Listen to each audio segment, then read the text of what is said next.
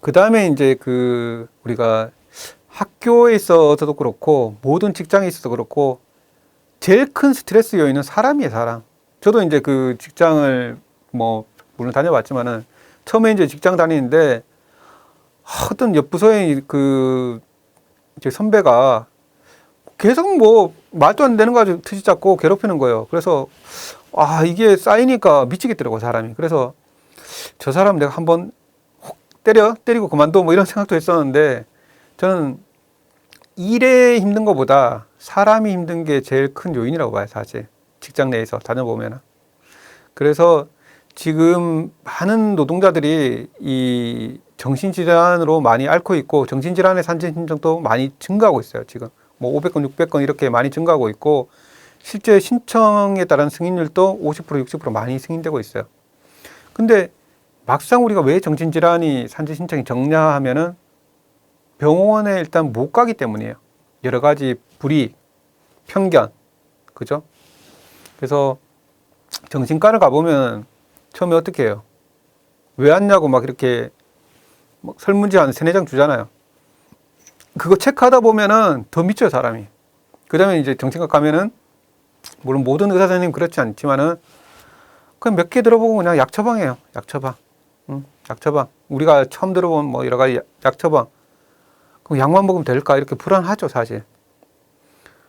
그래서 한국의 정신질환의 특징이 뭐냐면은, 신청률이 적다는 거예요. 적다. 그래서 지금 뭐 500건, 600건 증가했지만은 아직도 많은 노동자들이 저는 현장에서 특히 사람 때문에 많이 정신질환을 앓고 있다 봐요. 그래서 뭐 제일 많이 앓고 있는 게 우울증이죠. 그죠? 우울증. 우울증. 그래서 주요 우울장애 뭐 이렇게 우리가 병명을 얘기를 하는데 불안장애. 그죠? 불안장애. 너무 불안해. 제가 예전에 했던 그 노동자도 회사에서 막 스트레스 받아가지고 아까 이제 질문에 던졌듯이 가슴이 터질 것 같아요. 그리고 쓰러져 버려요. 그래서 이제 공황장애인 증상이 막 두근두근거리면 커지면서 이제 욱하면서 이제 쓰러지는 거죠. 그죠? 심했을 때는. 그래서 이런 불안장애 노동자, 이제 공황장애 노동자도 굉장히 많고, 그 다음에 이제 이 적응장애, 그죠?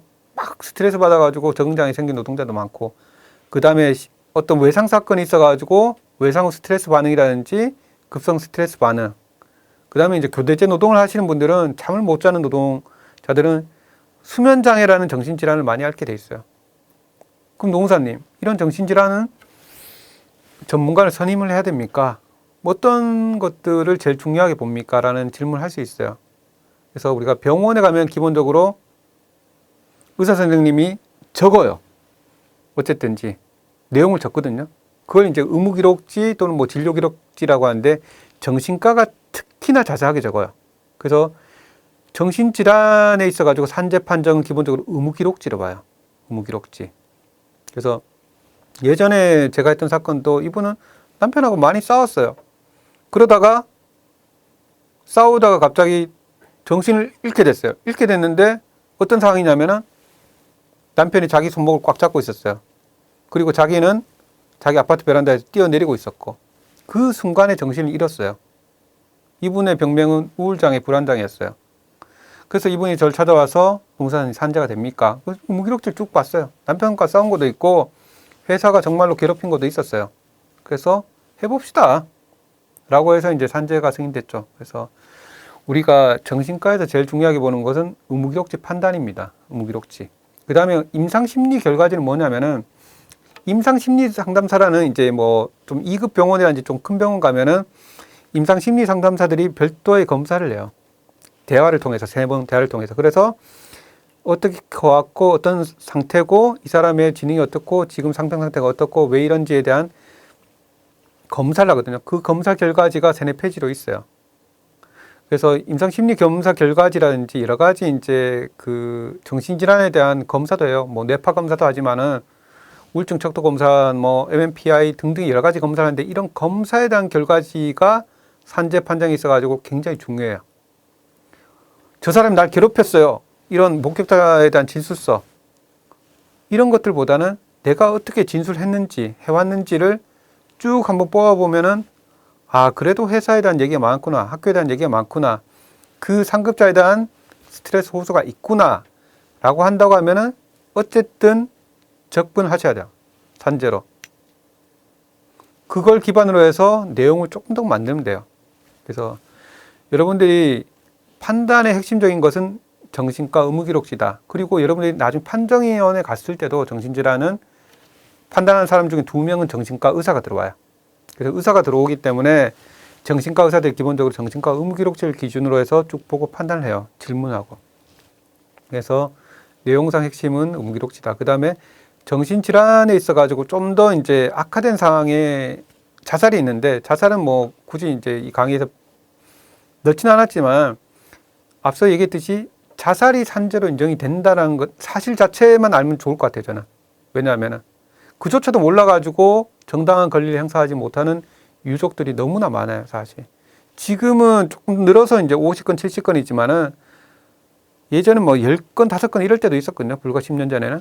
근데 제가 앞서 얘기했듯이 경찰청 통계로도 최소한 500명이 업무상 스트레스 때문에 자살한다 라고 이제 나와 있어요. 그래서 혹시 주위에 뭐 건너 아시는 분들도 혹시 자살하는 경우에 있었으면 물어봐야 돼요. 저 사람이 노동자인지 아닌지, 회사에서 어떤 일이 있었는지, 그게 산재가 아닌지 이런 것들 물어보는 과정이 굉장히 중요하다 봐요. 제가 최근에 이제 그 학교 선생님 그 배우자의 이제 과로사 사건을 하고 있는데, 그 선생님하고 이제 최근에 이제 카톡을 하고 있는데, 그 선생님이 갑자기 묻는 거예요. 노무사님, 자살도 산재가 돼요? 왜요? 자기 건너 아는 선생님이 자살했어요. 이런 얘기를 하더라고요, 사실. 모르는 분들이 굉장히 많죠, 사실. 그래서 우리가 정신질환을 다시금 얘기하면은 내가 일관되게 얘기한 병원 기록지가 굉장히 중요한 판단 기준이 되고, 그걸 바탕으로 산재가 판정을 하는구나 라는 정도를 좀 아시면 좋을 것 같아요. 그 다음에 이제 그 학비노조에서 굉장히 그 선구적인 활동을 한 폐암이 있죠, 그죠? 뭐 조리 노동자의 폐암이 있는데, 조리 노동자의 폐암이 그 사실 굉장한 많은 이슈를 일으키고 있고, 지금도 이제 여러 가지 이제 노동자의 암 사건에 있어가지고 많은 그 선례가 되고 있는데, 사실 우리나라의 그 사망 원인 1위는 암이에요, 암. 그죠? 암. 24만 명 중에 지금 근데 한 200명 뭐 정도밖에 안 돼요. 적을 때는 뭐 한 30명, 40명인데 노동조합의 꾸준한 투쟁과 어떤 신청을 통해서 많이 올라왔어요. 근데 최소한 한 9천 명은 직업성 암으로 추정이 돼요, 사실. 그럼 왜 못해요, 이게? 모르니까. 우리가 학비 노조의 조리 노동자의 폐암이 산재가 인정될까라는 생각을 불과 몇 년 전에 못했어요, 아무도. 근데 그런 생각들을 자꾸 하게 되니까. 왜냐하면 이런 교육을 받게 되고 많은 노동조합 활동가들이 좀 깨고 그러면서 이제 많이 신청하게 됐죠. 그래서 이제 신청률도 이제 조금 높아지고 승인도 높아져요. 10건 중 7건은 반드시 승인돼요. 적지 않아요, 사실. 학교 비정규직 폐암도 굉장히 많이 승인을 받고 있어요. 굉장히 많이 알지만. 그래서 이러한 폐암에 있어가지고, 물론 폐암을 포함한 직업성 암에 있어가 제일 중요한 건 저는, 야, 암도 산재 아니야? 이런 질문을 가져보는 게 저는 굉장히 중요하다 생각해요. 그 몇 년 전에 이제 한 5, 6년 전에 저를 찾아온 노동자가 있었는데, 제가 노동자를 만나면 물어보죠. 직업이 뭡니까? 직업이? 그 이분은 자기가 항공기 승무원이래요. 뭐 우리나라의 그 굴지의 그 항공기 승무원이었는데, 그럼 그 다음에 물어보는 게 그거죠. 무슨 암입니까? 유방암이었어요, 이분은. 그래서 이 항공기 승무원 유방암? 교대 노동을 하긴 하는데 이게 될까? 그 얼마 정도 근무했습니까? 라고 물어보니까 한 25년 근무했더라고요. 아, 그러면 가능성이 있지 않을까? 그래서 암은 제일 중요한 게 뭐냐면 직업을 보는 게 제일 중요해요. 직업에서 어떤 부분에 노출됐느냐가 굉장히 중요해요. 그래서 항공기 승무원들은 우리가 여기 그 강의 안에 나왔듯이 유방암이면 기본적으로 교대 근무, 병원 근무, 병원 소독 작업, 방사능 노출 이렇게 보는데, 항공기 승무원들은 여러분들이 이 북극 항로를 이렇게 가다 보면은 전리방사선에 노출돼요. 전리방사선에. 그죠? 그래서 이런 사실을 이 노동자는 모르죠. 그냥 자기 그냥 교대 노동 하는구나 정도만 아는데 내가 방사선에 계속 노출돼 왔구나. 이것이 굉장히 뇌암을 일으킬 수 있다는 사실을 모르는 거죠. 그래서 어쨌든 이제 그 유방암을 어쨌든 산재 신청을 해서 한 3년이 걸려서 승인이 됐어요. 3년이 걸려서 승인을 하고 제 후배가 그 비슷한 시기에 이제 그 항공사 노동자의 백혈병을 신청해서 됐어요. 사실 저희가 이제 거의 동일하게 해서 지금은 어찌됐든 항공기 승무 노동자들의 유방암과 백혈병이 당연하게 이제 산재로 승인되고 있죠. 마찬가지예요. 여러분들 폐암이 어쨌든지 조리 노동을 통해서 폐암이 일으킬 수 있다는 사실을 이제 누구나 다 알게 됐잖아요. 그죠? 그럼 다른 부분을 또 좀 더 찾아봐야 돼요. 우리가 학교 노동자 말고도 뭐 내 친척이, 내 친구가 암이 걸렸으면은, 이거는 산재가 아닐까. 이런 질문을 해보는 것들이 저는 굉장히 중요하고 그런 것들을 찾아가는 것들이 노동자의 역할이고 학비노조가 그런 부분에 있어가지고 어쨌든지 좋은 사례를 만들었다고 봐요.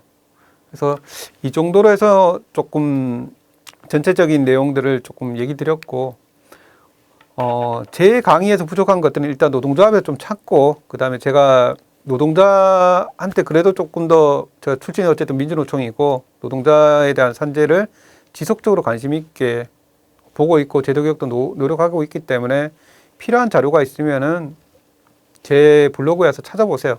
그래서, 찾아보시면은 좀 더 유익한 자료 또는 뭐 유익한 강의 정도를 찾아보시고 좀 더 많은 사람들이 노동자의 직업병도 정당하게 권리로서 인정받는, 승인받는 그렇게 좀 됐으면 좋겠어요. 그래서 오늘 강의는 이 정도로 하고 나중에 다른 기회에서 어쨌든 볼 수 있었으면 좋겠습니다. 감사합니다.